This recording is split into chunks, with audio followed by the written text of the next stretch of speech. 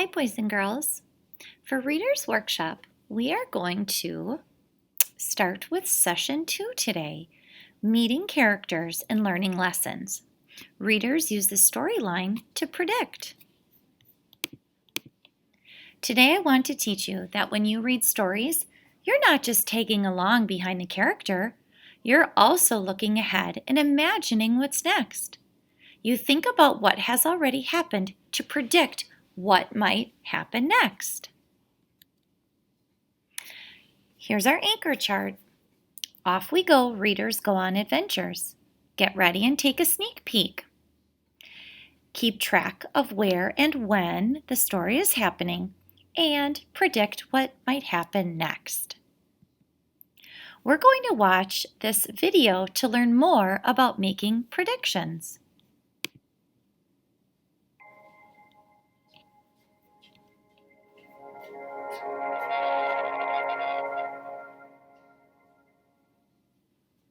Take a look at this picture. What kind of weather do you think is coming? Why do you think so? When we make a guess based on clues, we make a prediction. A meteorologist tries to predict or tell what will happen next for our weather. When he does this, it too is called a prediction. Some people think fortune tellers can look into a crystal ball and predict what will happen in our lives. That might be fun or even a little silly, but we can make predictions in our everyday lives. Take this picture, for example. What is this man probably going to do after his cart is filled with groceries and he has everything he wants? You're right, he will pay for his groceries and then take them home. How do you know that?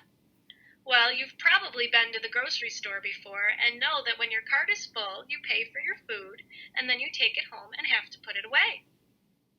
That is one way to make predictions. You can think about your own life and things you've done. Now look at this picture and make a prediction. What will probably happen?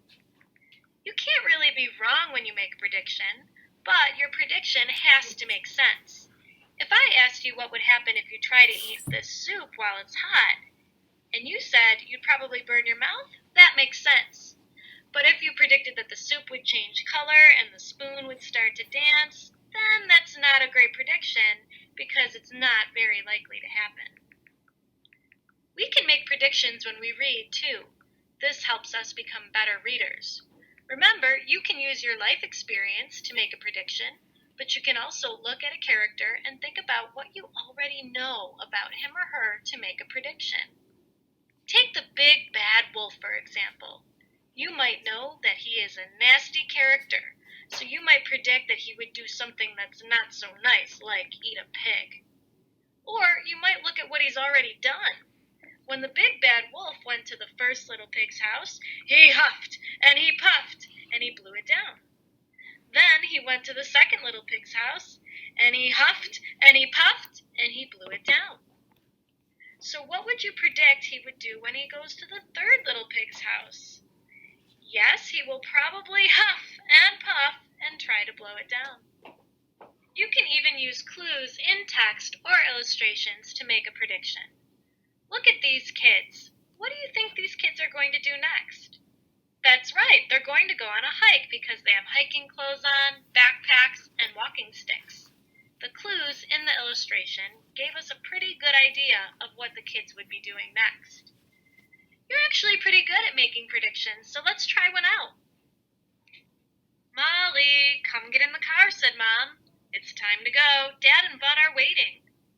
But I can't find my towel, Molly screamed back. I have your towel in the bag, honey. Just get your flip-flops on and let's go. It's a beautiful sunny day and we don't want to miss any of the fun. Molly slipped her flip-flops on as fast as she could and climbed into the back seat. It was going to be a long ride, but it would be worth it once she could play in the cool water. Where do you predict this family is going? Making predictions in a story is fun, but did you know that it's okay to sometimes change your prediction? Let's keep reading. The trunk was filled with everything they needed for the trip. Dad's fishing pole and tackle box were rattling in the back. Bud was playing with a flashlight in his hands. Molly knew it was going to be a long ride, so she grabbed her sleeping bag, still all rolled up, and rested her head on it. Now what do you think will happen next?